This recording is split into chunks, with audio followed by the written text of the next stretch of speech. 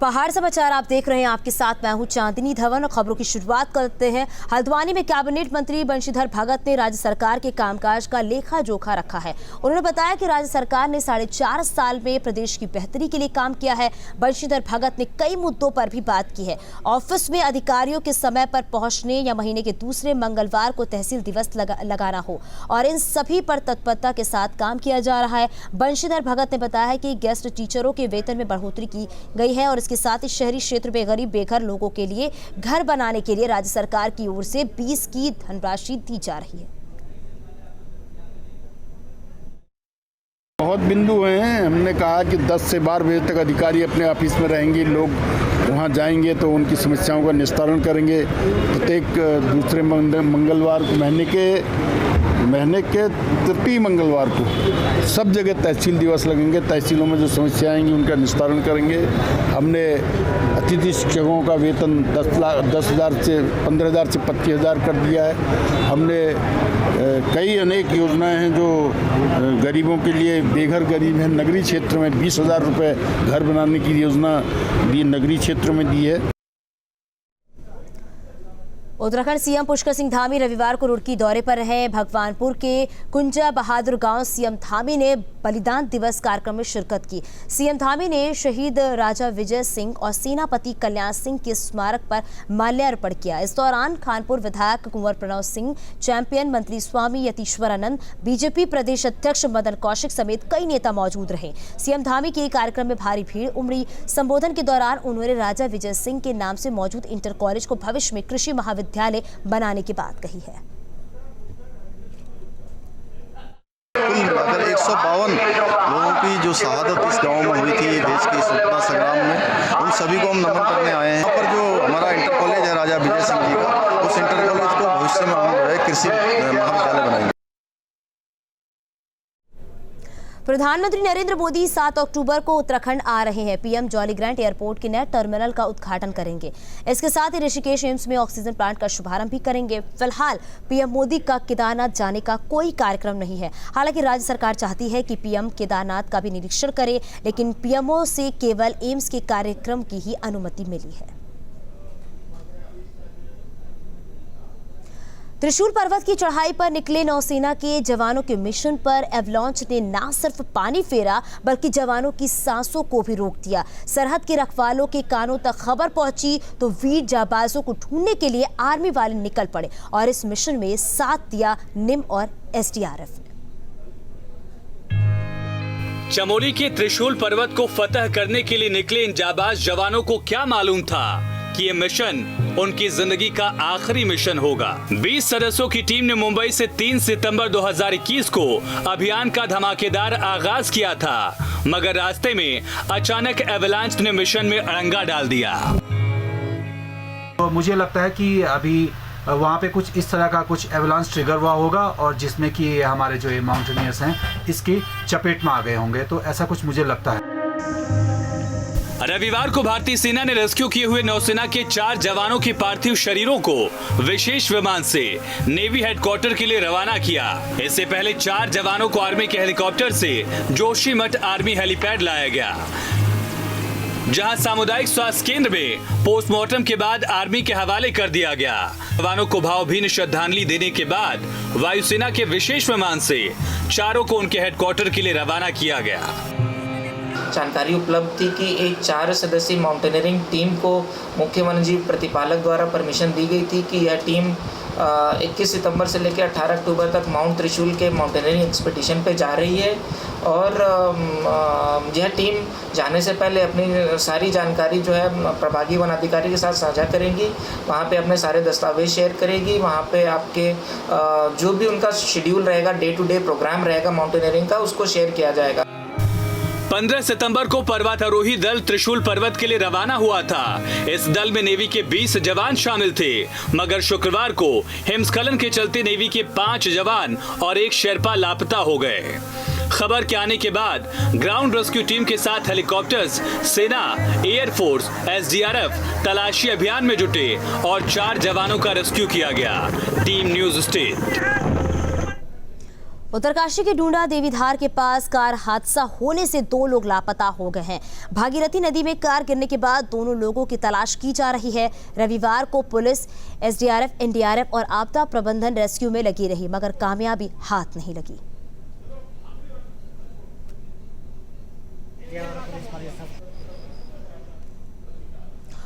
रुड़की के सोलानीपुरम में लोगों की भीड़ ने प्रार्थना सभा स्थल पर अचानक हमला कर लोगों से मारपीट और तोड़फोड़ की है, जिसमें करीब 1 दर्जन लोग घायल हुए हैं। इनको इलाज के लिए सिविल अस्पताल में भर्ती कराया गया है। एक युवक की हालत नाजुक को देखते हुए हाई सेंटर रेफर किया गया है। इनका आरोप है कि तोड़फोड़ करने वाली भीड़ वंदे मातरम और जय श्री राम के नारे लगा रही थी। फिलहाल मौके पर भारी पुलिस फोर्स को तैनात किया गया है। हम लोगों के पास इस संबंध में एक तहरीर आई है। सोनालीपुरम एरिया में ये घटना हुई है, जिसके संबंध में जो भी इसमें लिखित तहरीर है, इसमें विधि सम्मत कार्रवाई की जा रही है और तो तत्काल इसमें अभियोग पंजीकृत करके जो भी धाराएं हैं उसके हिसाब से भी कार्रवाई करेंगे। लेकिन एक पक्ष ने जो बताया कि सुबह प्रार्थना में ये इकट्ठे हुए थे और उस समय कुछ तत्वों द्वारा, शरारती तत्वों द्वारा आके इसमें कोई घटना की गई थी, उस संबंध में इनकी ओर से जो भी तहरीर आई है, जो इसमें एप्लीकेशन आई है, उसको संज्ञान में लिया गया है और जल्द अभियोग पंजीकृत किया जाएगा। सरोवर नगरी नैनीताल में वीकेंड में सैलानियों की भीड़ जमा हो गई है। मॉल रोड समेत सभी चौराहों पर जाम नजर आया है। शनिवार को दिन गांधी जयंती और रविवार की छुट्टी होने से दिल्ली, लखनऊ, हरियाणा, पंजाब और उत्तर प्रदेश से सैलानी पहाड़ की हसीन वादियों का आनंद उठाने पहुंचे, जिससे नैनीताल, भीमताल, रानीखेत, बिनसर, मुक्तेश्वर और रामनगर पर सैलानियों की भीड़ इकट्ठा हो गई। कार पार्किंग की कमी के कारण चारों तरफ वाहन जाम लगने से लोगों को परेशानियों का सामना करना पड़ा। जी तो कल से मतलब मॉर्निंग से यहाँ पर जाम ही लगा। मैं भी खुद गया था बाइक से एक बार, तो मैं ही फंसा। तो लोकल लोग भी परेशान हो रहे हैं और ये टूरिस्ट बहुत परेशान हो रहे हैं। जाम के अंदर घंटों फंसे हैं, उनका मूड ऑफ हो जाएगा तो वो सोना को फिर वापस चले जाएगा बिना रुके, तो जिसके कारण जो है दुकानदारों को भी बहुत नुकसान हुआ है। जाम की वजह से नुकसान की तो संभावनाएं नहीं रही, क्योंकि पर्यटक जिस हिसाब से आया हुआ है और सुविधाएं मिल नहीं पाई, थोड़ा पार्किंग और इसकी दिक्कत की वजह से और जाम की वजह से भी काफ़ी पर्यटक इस समय लौट गया है यहाँ से, तो काफ़ी दिक्कतों का सामना करना पड़ा, क्योंकि पर्यटकों की वजह से यहाँ व्यवसाय चलते हैं और व्यवसायियों को थोड़ा दिक्कत ये हुई है। रक्सौल में एक निजी कंपनी के कर्मचारियों को भूख हड़ताल पर बैठे 5 दिन हो गए हैं। रविवार को खानपुर से बीजेपी विधायक कुंवर प्रणव सिंह चैंपियन ने धरना स्थल पर आकर अपना समर्थन दिया है। विधायक ने कंपनी प्रबंधन पर करारा हमला किया है। विधायक ने बताया कि वो इन लोगों के साथ धोखाधड़ी नहीं होने देंगे। खानपुर विधायक ने कहा है कि वो सभी कर्मचारियों को सीएम दरबार ले जाएंगे। आपको बता दें, कंपनी के कर्मचारी त्रिवर्षीय एग्रीमेंट को लेकर नाराज है। इनका आरोप है कि कंपनी ने 5600 रुपए पर एग्रीमेंट साइन करा रखा है, जो सही नहीं है। इनकी मांग है कि इनका एग्रीमेंट 11,000 पर साइन हो। इंसान का दिमाग और दिल बड़ा और छोटा होता है। 54 इंच का सीना है तो बड़ा दिल रखता हूँ और ये दिल गरीबों को ले धड़कता है। खबर टेहरी से है। यहाँ चारधाम यात्रा पर आने वाले लोग जान जोखिम में डालकर सफर करने को मजबूर है। ऋषिकेश गंगोत्री राष्ट्रीय राजमार्ग 94 और ऋषिकेश बद्रीनाथ राष्ट्रीय राजमार्ग 58 पर कई जगहों पर डेंजर जोन बने हुए हैं और इस इलाके में जारी ऑल वेदर रोड का काम और ठेकेदारों की लापरवाही की वजह से लोगों को मुश्किलों का सामना करना पड़ रहा है। आलम यह है कि इस मामले में अभी तक कुछ ठेकेदारों के खिलाफ कार्रवाई भी नहीं की गई है और न ही सड़कों की मरम्मत की गई है। कि झूठी प्रपंच में न करके सरकार तत्काल इस सड़क को, इस यात्रा मार्ग को केवल यात्रियों के लिए नहीं, भाई जो आम आदमी भी चल रहा है उसकी जान को जोखिम में डाल रहे हो, जिसने रोज चलना फिरना है। तो अगर सरकार कुछ करना चाहती है तो तत्काल प्रभाव से ऐसे जोन्स को ठीक करे। और आपने देखा होगा कि बरसात हुई जो आई थी तो 2 महीने हो गए, सड़कों पे जगह जगह जो मलबे के ढेर वैसे ही हैं। वहाँ पे तो कुछ नहीं करना, वहाँ तो मशीन से हटाना है। बीआरओ के द्वारा उस मार्ग को ठीक ठाक कर लिया गया था, तो और ये सर्टिफाई किया गया था कि छोटे मार्गों के लिए वाहन के लिए मार्ग को खोला जा सकता है। तो हमने भी उसको छोटे वाहनों के लिए खोल दिया गया है, जिससे काफ़ी रिलीफ है। और बाकी उसमें कलवर्ट के चौड़ीकरण का काम होना है ताकि इस प्रकार की फिर से घटना नहीं हो पाए और वहाँ रिटेनिंग वॉल लग करके मार्ग को पहले जैसा बनाना है। तो इस प्रकार की कार्रवाई में थोड़ा सा विलंब होगा, तो बीआरओ के द्वारा आश्वासन दिया गया है कि वो कार्य जल्दी ये सारे। हरिद्वार में निर्माणाधीन बहुमंजिला इमारतों में अवैध रूप से गड्ढे खोदकर बनाए गए बेसमेंट पर अब खनन विभाग की नजर टेढ़ी हो गई है। शनिवार की शाम खनन अधिकारी रवि नेगी ने इस बेसमेंट पर ताबड़तोड़ छापेमारी की है। रवि नेगी ने बताया कि जल्द ही इन सभी निर्माणाधीन इमारतों में खोदे गए बेसमेंट की नापी कार्रवाई, बिना परमिशन उठाई गई मिट्टी के लिए चालान की कार्रवाई के साथ आर्थिक दंड भी लगाया जाएगा। बिना फ्रीक्वेंसी के बेसमेंट की खुदाई हो रही है और मिनरल जो है, चाहे वो मिट्टी है चाहे वो खनिज है, उसका अवैध परिवहन हो रहा है। इसके संदर्भ में हम लोगों ने आज 5 से 6 जगहों पे छापेमारी किया। औचक निरीक्षण में देखने में आया कि काफ़ी जगह पर बेसमेंट बना है, जैसे पीछे भी दिख रहा है। बेसमेंट की अभी इसमें जानकारी ली जा रही है, इसकी नकल भी होगी। उसके बाद अगर अवैध परिवहन पाया जाता है तो कार्रवाई में नहीं मिलता। खबर हरिद्वार से है, जहां वैदिक कन्या गुरुकुल में एक साध्वी ने बिल्डिंग से कूदकर आत्महत्या कर ली है। इस घटना के बाद पतंजलि में हड़कंप मच गया है। छानबीन में जुटी पुलिस को सुसाइड नोट भी मिला है। पुलिस ने बताया कि सुसाइड नोट में धार्मिक बातों का जिक्र किया गया है। हालांकि इस बात का जिक्र नहीं है कि साध्वी ने आत्महत्या क्यों की है। पुलिस ने बताया कि साध्वी के परिवार वालों को खबर दे दी गई है। साध्वी मध्य प्रदेश की रहने वाली है और पिछले 6 साल से वैदिक कन्या आचार्यकुलम में रह रही थी।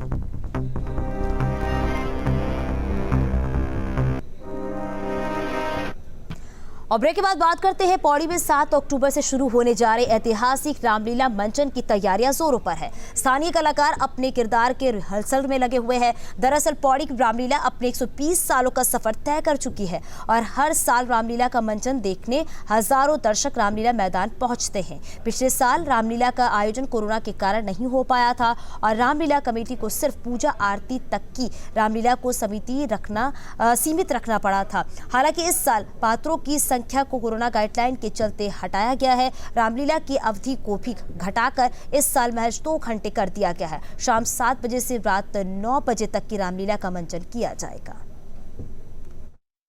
और हमारा प्रयास ये रहेगा कि कम से कम पात्रों द्वारा अच्छी से अच्छी रामलीला कर दी जाए, क्योंकि पिछली बार हमारे जो कोविड के कारण जो रामलीला नहीं हो पाई, उससे हमारे सारे कलाकारों, पौड़ी के जनमानस, इनको बड़ी चिंता थी। इस समय जो रामलीला है हमारी 7 तारीख से जो दशहरा शुरू है, पहले दशहरे, और 15 तारीख तक, और 16 तारीख को हमारा राज तिलक होगा।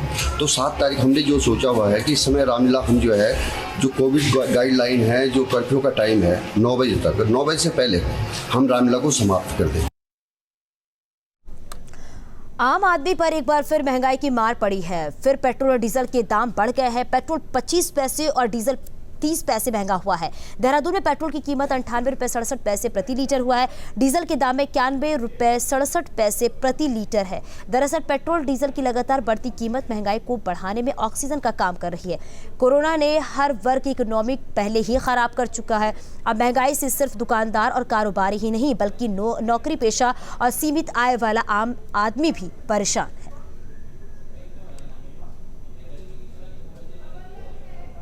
चलिए आगे बढ़ते बात करते हैं न्यूज स्टेट से। बातचीत में केंद्रीय मंत्री के बेटे आशीष मिश्रा ने खुद के दंगल कार्यक्रम में मौजूद होने का दावा किया है। दंगल कार्यक्रम के सामने आए वीडियो में आशीष मिश्रा नजर आ रहे हैं। आशीष ने यह भी दावा किया है कि वो सुबह 9 बजे से शाम 6 बजे तक मौजूद थे। उनका यह भी कहना है कि किसानों से झड़प और कुचलने के दौरान गाड़ी में मौजूद नहीं थे। लखीमपुर में हुए बवाल को लेकर केंद्रीय मंत्री अजय मिश्रा के बेटे और आरोपी आशीष मिश्रा ने न्यूज स्टेट से बातचीत की है। उन्होंने मौके पर मौजूद होने से इनकार कर दिया। लखीमपुर घटना में सबसे ज़्यादा अगर नाम किसी का सामने आया तो आशीष मिश्रा, जो कि केंद्रीय गृह राज्य मंत्री के बेटे हैं। आशीष जी, सबसे ज़्यादा टारगेट आपको किया जा रहा है और आरोप है कि आप उस गाड़ी में मौजूद थे और आपकी गाड़ी ने उन किसानों को कुचला। देखिए, सबसे पहले हम आपको ये साफ कर देना चाहते हैं कि चूंकि मेरे मौजूद होने का वहाँ पर प्रश्न इसलिए नहीं उठता है क्योंकि हमारे यहाँ दंगल का कार्यक्रम था जो लगभग 35 सालों से हमारी फैमिली के द्वारा आयोजित किया जा रहा है और इस बार ये जिम्मेदारी लगभग 10 वर्षों से अध्यक्ष हैं उस स्वर्गीय पंडित अंबिका प्रसाद मिश्र स्मृति कुश्ती प्रतियोगिता के। हमारे 3 गाड़ियाँ, एक जिसमें मेरी महिंद्रा थार गाड़ी थी, एक फॉर्च्यूनर गाड़ी थी और एक छोटी कार थी कार्यकर्ताओं की, तो वो लोग रिसीव करने गए थे माननीय उप मुख्यमंत्री जी को। रिसीव करने वाला जो स्थल था वहाँ पहुँचने से पहले ही उनकी गाड़ियों पर पथराव हो गया और लाठी चली, आगे का कांच तोड़ दिया गया, ड्राइवर को खींच करके मार डाला गया, उसको जिंदा जला दिया गाड़ी पर ही। 5 से 6 घंटे आप वहाँ पर दंगल जहाँ हो रहा था वहाँ मौजूद, क्या इसके सबूत है? जी बिल्कुल सबूत हैं। अब तो देखिए आज के समय में तो अगर सबूत की आप बात करोगे तो आज की डेट में हर आदमी वीडियो लेता है, हर आदमी फ़ोटोज़ लेता है। और इसके बाद सबसे बड़ी बात, जहाँ पर दंगल हो रहा था वो दंगल का जो कार्यक्रम था वो ओपनली होता है, चूँकि कुश्ती होती है तो वहाँ पर 2500 से 3000 के अराउंड पब्लिक भी थी। उसके अलावा चूँकि डिप्टी सीएम का कार्यक्रम था तो एडिशनल एसपी, सीओ, एसडीएम, इस इंस्पेक्टर, इस स्तर के वहाँ पर अधिकारी गण भी मौजूद थे, चूँकि सुरक्षा की व्यवस्था में लगे थे। मुझे पूरी तरीके से हिंदुस्तान की कानून व्यवस्था पर, उत्तर प्रदेश के लॉ एंड ऑर्डर पर, माननीय मोदी जी की, माननीय अमित शाह जी की जो नियम और कानून और भारत का जो कानून है उस पर मुझे पूर्ण विश्वास है, पूर्ण निष्ठा है। मैं सभी पार्टी से, सभी राजनीतिक दलों से केवल इतना ही कहना चाहूँगा कि इस मामले की निष्पक्ष जांच कराई जाए। चलिए, तो ये आशीष मिश्रा थे जिन पर गंभीर आरोप लग रहे हैं। उनका कहना है ये किसी भी जांच के लिए तैयार है, चाहे कोई भी एजेंसी जांच कर ले, और इन्होंने साफ कहा है कि मौके पर ये मौजूद नहीं थे। वीडियो जर्नलिस्ट पुनीत पांडे के साथ अमित सिंह, न्यूज़ स्टेट, लखीमपुर खीरी।